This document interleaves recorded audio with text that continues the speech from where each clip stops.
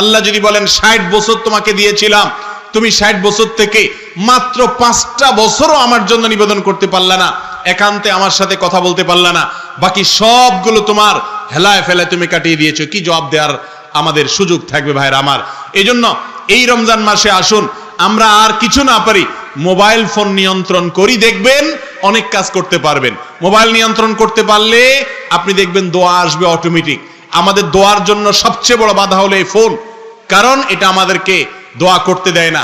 হয়তো আপনি দোয়া করবেন, ইফতারের আগে এখন প্রস্তুতি নিছেন, হঠাৎ করে দেখতেছেন মোবাইলে নোটিফিকেশনের আওয়াজ বেজে উঠছে, আপনার পোস্টে কিছু নতুন লাইক আসছে, কিছু কমেন্ট আসছে, আপনি খুলে সেগুলো দেখলেন, দেখে এখন চিন্তা করলেন এরকম একটা কমেন্টের জবাব না দিয়ে হয়, এবার দিলেন, আপনি জবাব দেওয়ার পিছনে লেগে গেলেন, শেষ আপনার দোয়া। ঠিক না ঠিক ভাইরা আমার?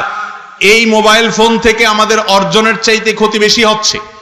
এটাকে যদি আমরা নিয়ন্ত্রণ করতে জানি তাহলে এটা আমাদের উপকারে আসবে, আর যদি নিয়ন্ত্রণ না করি, ডায়রিয়ার রোগী যেরকম টয়লেটে যাওয়া আসাটা তার হাতে না, তার ইচ্ছায় হয় না, ডাইরেক্ট হয়ে যায়, আমরাও মোবাইল ফোন আমাদের মন মতো সুবিধা মতো হাতাই না, মোবাইল ফোনে আমাদেরকে সারাদিন নাড়াচাড়া করে, আমরা সেরকম ডাইরেক্ট হয়ে গেছি।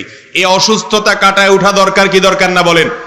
রমজানের চাইতে উত্তম কোনো সময় নাই। আসুন সংকল্প করি, কোন সব যুবকরা আছেন যারা নিয়ত করেছেন রমজানের বাকি দিনগুলোতে মোবাইল ফোনের ব্যবহারটাকে কন্ট্রোল করবেন, যে ঠিক আছে আমি প্রতিদিন জোহর থেকে আসর অথবা আসরের পরে 1 ঘন্টা অথবা রাতে আধা ঘন্টা আমি এই টাইমটাতে মোবাইল ব্যবহার করব, বাকি টাইম আমি মোবাইলে সোশ্যাল মিডিয়াতে ঢুকবো না।